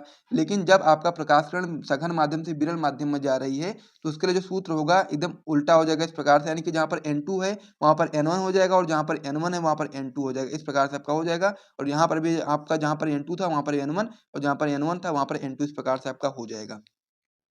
तो अब आप लोग यहाँ पर ध्यान दोगे, n1 अपान में क्या हो जाएगा, v माइनस में आपका हो जाएगा n2 अपान में u हो जाएगा, बराबर आपका हो जाएगा n1 माइनस n2 अपान में r। इस प्रकार से आपका हो गया। उसके बाद में फिर आपको यहाँ पर लिख देना है n1 अपान में v तो सेम रहेगा, माइनस में आपका हो जाएगा n2, और अपान में जो आपका u यानी कि वस्तु के बीच की दूरी कितनी थी, b डैश माइनस टी बताया था ना आपको। तो यही चीज आप कर दोगे, b डैश माइनस टी, फिर बराबर आपका हो जाएगा n1 माइनस n2 अपान में r2। इस प्रकार से आपका हो जाएगा, क्योंकि हम लोग क्या कर रहे हैं, द्वितीय पृष्ठ के लिए बात कर रहे हैं। इस प्रकार से आपका हो गया। अब आगे आप लोग यहाँ पर ध्यान दोगे कि यदि जो लेंस हो अत्यंत पतला हो जाए, यानी कि यदि जो लेंस है आपका वो अत्यंत पतला हो जाए, यानी कि जो टी का मान है माइनस जो आपका टी है लेंस है वो नगण्य हम लोग इस प्रकार से मान ले, तो जो आपका बी डैश माइनस टी है, इसकी जगह हम लोग केवल बी डैश भी लिख सकते हो, क्योंकि अगर लेंस बहुत पतला हो जा रहा है तो उसकी जगह हम लोग केवल बी डैश इस प्रकार से मान सकते हैं। तो यहाँ पर जो हम लोग ने बी डैश माइनस टी लिखा था, वहाँ पर केवल हम लोग बी डैश भी लिख सकते हैं यदि लेंस अत्यंत पतला हो जाए। तो यही चीज आप लोग यहाँ पर कर दोगे, n1 अपान में v हो जाएगा, माइनस में आपका हो जाएगा n2 अपान में v डैश, बराबर आपका हो जाएगा n1 माइनस n2 अपान में r2। इस प्रकार से आपको हो जाएगा। इसको हम लोग समीकरण सेकेंड बना लेंगे। अब यहाँ पर जो आपका समीकरण फर्स्ट था और समीकरण सेकंड था, दोनों को हम लोग क्या करेंगे, जोड़ देंगे। तो जोड़ने पर आप लोग इस प्रकार से समीकरण लिखोगे कि समीकरण एक को व दो को जोड़ने पर क्या हो जाएगा कि जो आपका दाहिने साइड होगा, दाहिने साइड का दाहिने साइड में जोड़ेंगे और बाएं साइड का बाएं साइड में जोड़ेंगे। तो इस प्रकार से आप लोग यहाँ पर देखेंगे समीकरण एक में इस साइड वाला जो है इसको हम लोग समीकरण सेकंड के इस साइड वाले से जोड़ देंगे। तो सबसे पहले आप लोग लिखोगे n2 अपान में b डैश माइनस n1 अपान में u। यही चीज हम लोगों ने यहाँ पर लिखा है n2 बी डे अपान में बी डैश माइनस में एन वन हो गया अपान में यू हो गया, इस प्रकार से हो गया। उसके बाद फिर समीकरण सेकंड का जो आपका इस साइड वाला था उसको हम लोग इसमें जोड़ेंगे, एन वन अपान में बी माइनस में आपका एन टू अपान में बी डैश, यानी कि प्लस करके ये चीज हम लोग यहाँ पर लिख देंगे। उसके बाद फिर आपका जो समीकरण फर्स्ट था उसमें जो आपका इधर साइड वाला था इसको हम लोग समीकरण सेकंड के इधर साइड वाले से जोड़ देंगे। तो यही चीज हम लोग यहाँ पर कर देंगे, एन टू बराबर आपका हो जाएगा एन टू माइनस में आपका एन वन अपान में आर वन प्लस में आपका हो जाएगा एन वन अपान में N one minus N two upon में आर टू, यानी कि दोनों चीज ये वाला यहाँ आ गया प्लस में आपका हो गया ये वाला यहाँ आ गया, इस प्रकार से आपका हो गया। उसके आगे अब आपको क्या करना है उसको अब यहाँ पर आपको ध्यान देना है, ठीक है। तो सबसे पहले आप लोग इसमें देखोगे कि इसमें क्या क्या चीजें कट सकती हैं, तो जो चीजें कट जाएंगी उसको आप लोग यहाँ पर काट दोगे। तो यहाँ पर आप लोग ध्यान दोगे एन टू अपान में वी डैश और आपका जो एन टू अपान में वी डैश ये आपका माइनस में है आपका प्लस में है, तो ये आपका यहाँ पर कट जाएगा इस प्रकार से। तो यहाँ क्या बचेगा केवल एन वन अपान में यू, यानी कि इसको हम लोग क्या करेंगे इस साइड में ले आएंगे आगे, तो क्या हो जाएगा एन वन अपान में यू यहाँ पर हो गया। उसका फिर आपका क्या था एन वन अपान में वी, यानी कि एन वन अपान में वी माइनस में आपका हो जाएगा एन वन अपान में यू, इस प्रकार से आपका हो गया। बराबर आपका क्या हो गया, बराबर आपका पूरा ये सेम इस प्रकार से रहने वाला है। तो ये आपका हो जाएगा एन टू माइनस में एन वन अपान में आर वन। फिर हम लोग क्या करेंगे इसमें जो आपका यहाँ पर जो दिया गया है इसको जो हम लोग बाहर ले आएंगे तो क्या हो जाएगा ये आपका जो प्लस है आपका माइनस में हो जाएगा, तो हो जाएगा आपका माइनस एन टू माइनस आपका हो जाएगा एन वन अपान में आर टू, इस प्रकार से आपका हो गया, क्योंकि कॉमन लेने के लिए हम लोग इस चीज को बाहर लेकर के आ जाते हैं। अब आप लोग यहाँ पर ध्यान दोगे कि आपका जो बराबर से जो पहले वाला जो संख्या ये चीज दी गई है इसमें क्या कॉमन मिलेगा उसको कॉमन निकाल लेना है, और बराबर के बाद वाली जो चीज दी गई है इसमें जो चीज कॉमन मिलेगी उसको हम लोग को यहाँ पर निकाल लेना है। तो आपका यहाँ पर जो एन वन अपान में वी है माइनस में एन वन अपान में यू है, तो इसमें आपका एन वन दोनों में है तो दोनों में ये कॉमन निकाल लोगे, तो आपका हो जाएगा वन अपान में वी माइनस में वन अपान में यू। ये एन वन को हम लोग कॉमन निकाल लेंगे तो कॉमन इस प्रकार से लिख दोगे एन वन बराबर आपका हो जाएगा ये आपका जो दिया गया N two minus N one upon में आर वन माइनस में आपका हो जाएगा N two minus N one upon में आर टू। तो इन दोनों में क्या चीज कॉमन दी गई, तो आप लोग यहाँ पर ध्यान दोगे ये N two minus N one, यानी कि इसमें भी है इसमें भी है, तो ये चीज हम लोग यहाँ पर कॉमन लिख दोगे एन टू माइनस में एन वन, ये ब्रैकेट बंद हो जाएगा, फिर ब्रैकेट के अंदर क्या बचेगा वन अपान में R one minus one upon में आर टू, इस प्रकार से आपका ये बच जाएगा। फिर आगे आपको यहाँ पर क्या करना है उसको भी आप लोग ध्यान से देखिए, ठीक है। फिर हम लोग क्या कर देंगे यही चीज सेम यहाँ पर लिखोगे वन अपान में वी माइनस में वन अपान में यू। अब इसका हम लोग इसमें गुणा कर देंगे तो क्या हो जाएगा एन टू अपान में हो जाएगा आपका एन वन माइनस में आपका एन वन अपान में हो जाएगा एन वन, इस प्रकार से आपका हो गया। और इसके अंदर जो ब्रैकेट में था वन अपान में R one minus one upon में आर टू, तो ये सेम रहने वाला है। तो यहाँ से आपका जो एन वन है एन वन से एन वन आपका कैंसिल हो जाएगा। फिर आगे क्या होगा आइए उसको भी हम लोग समझ लेते हैं। तो अब आप लोग इसमें आगे देखेंगे तो आगे आप इसमें बता सकते हैं सेम चीजें आपकी रहने वाली वन अपान में बी, इस प्रकार से मैं सही से रख देता हूँ पहले। क्या होगा वन अपान में बी माइनस में वन अपान यू बराबर आपका क्या था एन टू अपान में क्या था एन वन था, ठीक है। ये आपका कैंसिल हो गया था, बाकी ये चीज सेम थी। तो यहाँ पर आपको ध्यान देना है क्या हो जाएगा आपका वन अपान में बी माइनस में आपका हो जाएगा वन अपान में यू हो जाएगा। अब यहाँ पर आप लोग ध्यान देंगे एन टू अपान में एन वन की जगह हम लोग क्या लिख सकते हैं एन माइनस वन, इस प्रकार से आप लोग लिख सकते हो एन टू अपान में एन वन की जगह पर एन माइनस वन लिख सकते हो। और फिर आपका यहाँ पर हो जाएगा ये चीज सेम रहने वाली है। फिर आपको यहाँ पर ध्यान देना है कि आप लोग चाहो तो वन अपान में बी माइनस में वन अपान में यू की जगह पर वन अपान एफ लिख सकते हो, तो ये चीज आप यहाँ पर लिख दोगे वन अपान एफ बराबर आपका हो जाएगा एन माइनस वन, यानी कि एन माइनस वन हो जाएगा। फिर ब्रैकेट के अंदर आपका हो जाएगा वन अपान में R one minus one upon में आर टू, इस प्रकार से आपका ये हो जाएगा। तो यही जो सूत्र निकल करके आ गया यही आपका पतले लेंस के लिए अपवर्तन का सूत्र है। तो इसे आप लोग अपनी कॉपी में नोट कर लीजिए। फिर हम लोग से आगे एक क्वेश्चन और भी इसमें पूछा गया था कि इसके आधार पर सिद्ध कीजिए कि अवतल लेंस की फोकस दूरी ऋणात्मक होती है। तो इसमें आप लोग बता सकते हैं कि जो अवतल लेंस के लिए जो R1 होता है, R1 जो आपका होता है वो ऋणात्मक होता है तथा R2 धनात्मक होता है। तो इसीलिए आपका जो n होता है ग्रेटर देन 1 हो जाएगा इस प्रकार से, यानी कि n का मान होगा वो 1 से अधिक हो सकता है। तो ये चीज आप लोग यहाँ पर कर दोगे वन अपान में f बराबर क्या हो जाएगा n माइनस वन, फिर आपका हो जाएगा वन अपान में आर वन। आर वन हमने आपको बताया था कि आर वन क्या होता है ऋणात्मक होता है, तो जब आप यहाँ पर ऋणात्मक करोगे तो ये आपका ऋणात्मक हो जाएगा। तो क्या हो जाएगा आपका वन अपान में क्या हो जाएगा माइनस आर वन माइनस में आपका हो जाएगा वन अपान में आर टू। फिर बराबर आप लोग करोगे तो ये आपका क्या था यहाँ पर जो माइनस लिखा गया है ना, तो ये चीज यहाँ पर भी माइनस हो जाएगी। तो बराबर क्या हो जाएगा आपका माइनस एन माइनस वन हो जाएगा और ब्रैकेट के अंदर वन अपान में आर वन प्लस में आपका वन अपान में आर टू। तो इस प्रकार से आप बता सकते हैं कि अतः अवतल लेंस की जो फोकस दूरी होती है वो ऋणात्मक होती है। तो इस प्रकार से जो पूरा क्वेश्चन था पूर्ण से कंप्लीट हो गया है। और साथ ही में यदि आपको यहाँ तक वीडियो पसंद आए तो वीडियो को लाइक कर दीजिए, साथ में चैनल को भी सब्सक्राइब कर दीजिए। तो हमारा महत्वपूर्ण क्वेश्चन होने वाला है आपका होने वाला है कि ट्रांसफार्मर क्या है, इसका सिद्धांत क्या है एवं इनके प्रकारों का वर्णन करो तथा ट्रांसफार्मर की बनावट कार्यविधि और साथ ही में ट्रांसफार्मर में जो आपका ऊर्जा क्षय के जो कारण होते हैं उसको भी हम लोग को बताना है। तो ये क्वेश्चन जो आपका होता है वो 2024 की बोर्ड परीक्षा के लिए बहुत ही महत्वपूर्ण है। मुझे बताने की आवश्यकता नहीं, क्योंकि आप सभी लोगों को पता होगा कि ट्रांसफार्मर का जो टॉपिक होता है वो बहुत महत्वपूर्ण होता है। तो चलिए हम लोग सबसे पहले ट्रांसफार्मर क्या है, इसमें पूछा गया है कि ट्रांसफार्मर क्या है, तो सबसे पहले हम ट्रांसफार्मर क्या है उसके बारे में समझेंगे। उसके बाद फिर इसमें पूछा गया कि सिद्धांत बताओ, तो सिद्धांत बताएंगे। उसके बाद फिर हम लोग इसके प्रकारों का वर्णन करेंगे, फिर ट्रांसफार्मर की बनावट को देखेंगे, फिर कार्यविधि। उसके बाद में फिर हम लोग देखेंगे ऊर्जा क्षय के कारण, यानी कि ट्रांसफार्मर में ऊर्जा क्षय के कारण क्या होते हैं उसे भी हम लोग लास्ट में देखेंगे। तो सबसे पहले हम लोग समझ लेते हैं कि ट्रांसफार्मर आखिर क्या होता है। तो इस प्रकार से चित्र भी मैंने बना रखा है। तो सबसे पहले आपको यहाँ पर परिभाषा को पढ़ना है, ट्रांसफार्मर में क्या परिभाषा आपको यहाँ पर लिखनी है यदि आपसे पूछा जाए तो आप लोग बताओगे कि ट्रांसफार्मर वह वैद्युत युक्ति है, यानी कि जो ट्रांसफार्मर होता है वह आपका एक ऐसी वैद्युत युक्ति है जिससे हम लोग प्रत्यावर्ती वोल्टता के जो मान होता है उसको हम लोग घटा भी सकते हैं और बढ़ा भी सकते हैं। ठीक है, तो ये चीज़ आपको यहाँ पर याद रखना है कि ट्रांसफार्मर वह वैद्युत युक्ति है जिससे हम लोग प्रत्यावर्ती वोल्टता के मान को घटाया भी जा सकता है और बढ़ाया भी जा सकता है। इसे ही हम लोग ट्रांसफार्मर बोलते हैं। अब ट्रांसफार्मर में इस प्रकार से आप लोग चित्र बनाना चाहो तो बना भी सकते हो, और ये चित्र आपको बनाना भी पड़ेगा। जब आपकी बोर्ड परीक्षा में क्वेश्चन आएगा तो चित्र भी आपसे यहाँ पे पूछा जाएगा, तो चित्र भी आपको बनाना पड़ेगा। तो ये चित्र जो आपका है एक बार आप लोग देख लो, उसके बाद हम लोग आगे बढ़ेंगे और फिर हम लोग जब बनावट को देखेंगे तो उसमें हम लोग इसको पूरा समझा देंगे किस प्रकार से आपको चित्र को बनाना है। तो एक बार मैं फिर से भी यहाँ से आपको रिपीट कर देता हूँ कि आपका जो चित्र है किस प्रकार से बना हुआ है। सबसे पहले हम लोग ट्रांसफार्मर को बनाने के लिए क्या करते हैं, हम लोग सबसे पहले ट्रांसफार्मर होता है किन चीज़ों से बनता है। सबसे पहला पॉइंट इसमें आप लोग बता सकते हो कि इसमें हम लोग क्या करते हैं, नर्म लोहे की जो प्लेट होती है, या कह सकते हैं कि नर्म लोहे की जो पत्तियां होती हैं उनको हम लोग एक के ऊपर एक रख करके आयताकार पतलित कोड बनाते हैं। यानी कि इस प्रकार से आप लोग देख पा रहे होंगे ना, तो एक के ऊपर एक ऐसे ऐसे रखा गया, यानी कि एक के ऊपर एक पत्ती रखी गई, उसके ऊपर एक, ऐसे ऐसे करके बहुत सारी पत्तियों को हम लोग रख करके एक आयताकार पतलित कोड बनाते हैं। तथा तांबे के तार से, यानी कि जो आपका यहाँ पर देख पा रहे हैं इसे, ये आपका तांबे का तार है और तांबे के तार को लपेट करके हम लोग एक इधर कुंडली बनाते हैं, एक इधर कुंडली बनाते हैं। इस वाली कुंडली को हम लोग प्राथमिक कुंडली बोलते हैं और ये वाली कुंडली आपकी द्वितीय कुंडली कहलाती है। फिर जो आपकी प्राथमिक कुंडली होती है इसको हम लोग प्रत्यावर्ती धारा स्रोत से जोड़ देते हैं। तो इस प्रकार से ट्रांसफार्मर का चित्र होता है, तो इसे आप लोग समझ लीजिए। आगे हम लोग बनावट में क्या क्या चीज़ें लिखेंगे वो मैं आपको बता दूंगा। तो यहाँ से हम लोग ने जो ट्रांसफार्मर है उसे हम लोगों ने समझ लिया है। अब हमारी बारी है कि अगला पॉइंट इसमें आपका था कि इसका सिद्धांत क्या है। तो अब हम लोग ट्रांसफार्मर के सिद्धांत के बारे में समझेंगे कि आपका जो ट्रांसफार्मर होता है वो किस सिद्धांत पर आधारित है। तो इतना आप अपनी कॉपी में नोट कर लीजिए, फिर हम लोग अगले पेज पे बढ़ते हैं। तो अब हमारी बारी है ट्रांसफार्मर का जो सिद्धांत होता है उसको समझने की। तो ट्रांसफार्मर के सिद्धांत में हम लोग बता सकते हो कि यह आपका अन्योन्य प्रेरण के सिद्धांत पर कार्य करता है। यानी कि जो आपका ट्रांसफार्मर होता है यह आपका अन्योन्य प्रेरण के सिद्धांत पर कार्य करता है और यह आपका प्रत्यावर्ती धारा के साथ ही कार्य कर सकता है। यानी कि आपको यहाँ पर याद रखना है, जो आपका ट्रांसफार्मर होता है वो आपका अन्योन्य प्रेरण के सिद्धांत पर कार्य करता है और साथ ही में यह आपका केवल प्रत्यावर्ती धारा के साथ ही कार्य कर सकता है, दिष्ट धारा के साथ में नहीं।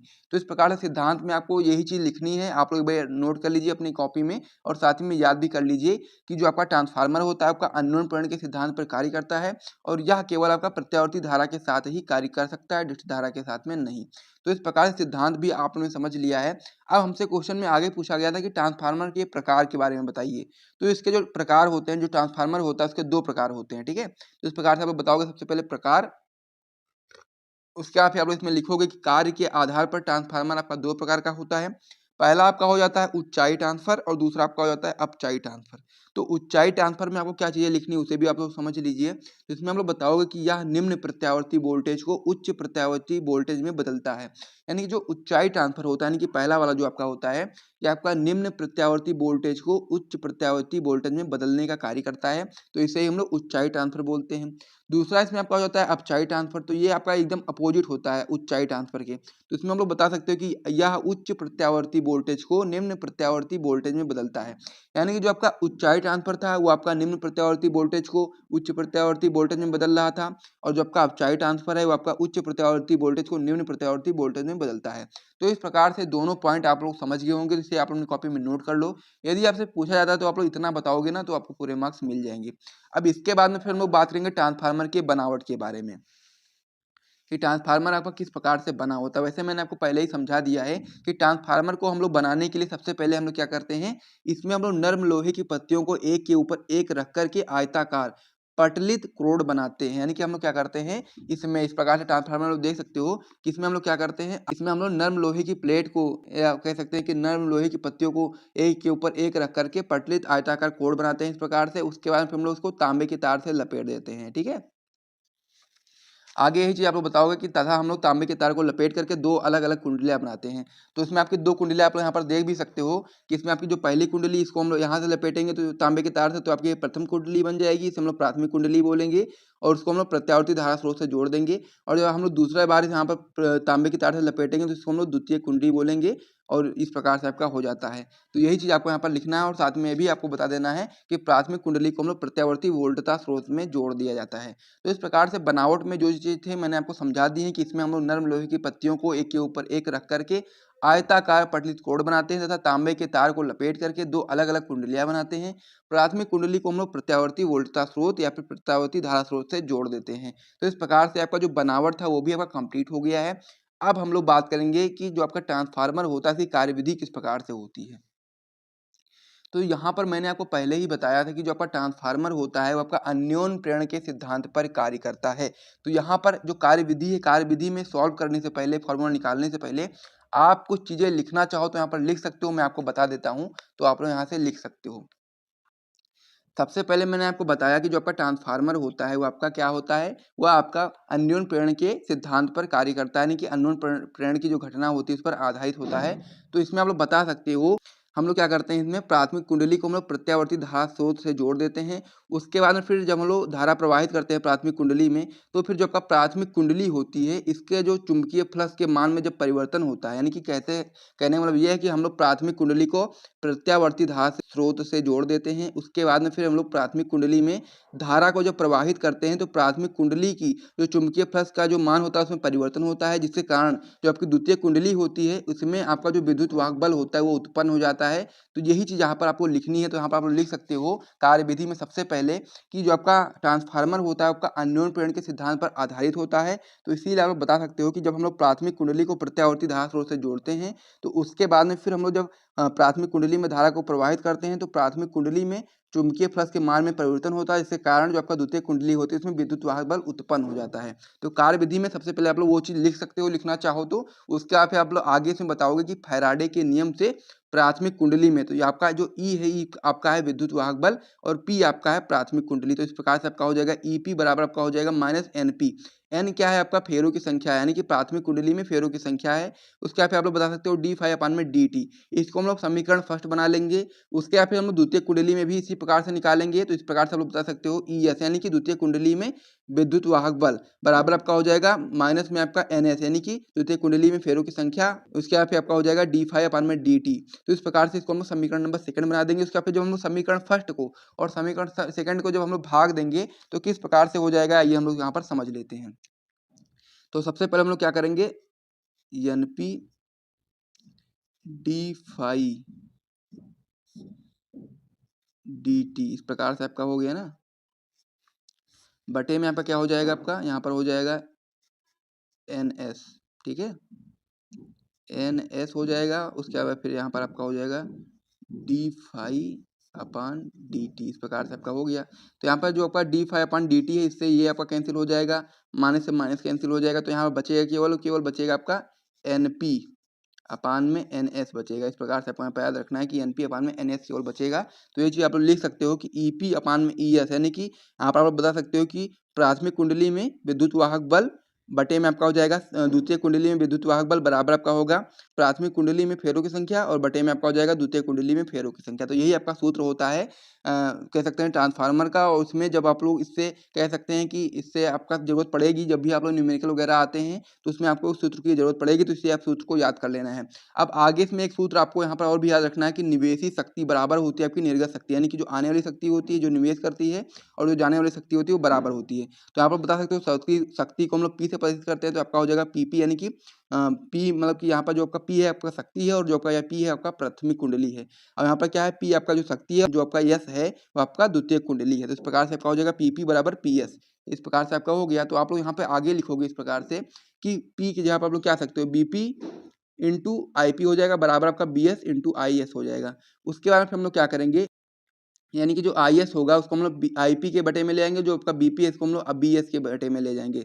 तो क्या हो जाएगा आपका आईपी अपान में आईएस बराबर आपका हो जाएगा बीएस अपान में बीपी। तो इसमें आपका क्या है, जो आपका आईपी है यानी कि प्राथमिक कुंडली में धारा, और आपका आईएस है आपका द्वितीय कुंडली में धारा। यहाँ पर जो बीएस है आपका द्वितीय कुंडली में बोल्टता और आपका जो बीपी है आपका प्राथमिक कुंडली में बोल्टता। तो इस प्रकार से आपका ये भी हो जाता है। तो कार्यविधि में मैंने आपको समझा दी, तो इसे भी आप अपनी कॉपी में नोट कर लीजिए। उसके बाद में फिर इस जो आपका क्वेश्चन होता है ट्रांसफार्मर, इसमें एक और महत्वपूर्ण टॉपिक आता है जो कि आपका हो जाता है कि ट्रांसफार्मर में ऊर्जा क्षय के कारण। ये भी आपका महत्वपूर्ण है, ये भी आपसे पूछा जा सकता है, तो इसीलिए आपको इसको भी समझना पड़ेगा। तो जो ट्रांसफार्मर में जो ऊर्जा क्षय के जो कारण होते हैं उसमें आपके 4 कारण आपको यहाँ पर याद रखने हैं। पहला पॉइंट आपका है भंवर धारा हानि, दूसरा पॉइंट आपका है ताम्र हानि, तीसरा पॉइंट है आपका शैथिल्य हानि, और चौथा पॉइंट इसमें आपका चुंबकीय उपलब्ध क्षरण के कारण हानि। तो इस प्रकार से 4 पॉइंट आपको यहाँ पर याद रखना है। तो इस प्रकार से इसे भी आप अपनी कॉपी में नोट कर लीजिए। यदि आपसे ट्रांसफार्मर का क्वेश्चन पूछा जाता है तो आप लोग इतना बताओगे तो आपको पूरे मार्क्स मिल जाएंगे। और यदि आपको यहाँ तक वीडियो पसंद आया तो वीडियो को लाइक कर दीजिए। ट्रांसफार्मर के बारे में जितनी भी डिटेल थी, जो भी आपके बोर्ड परीक्षा में आ सकती हैं, सभी चीज़ों को मैंने आपको समझा दिया। तो वीडियो को एक बार लाइक कर दिए, चैनल को सब्सक्राइब कर दिए। फिर हम लोग मिलते हैं वीडियो में, तब तक के लिए जय हिंद।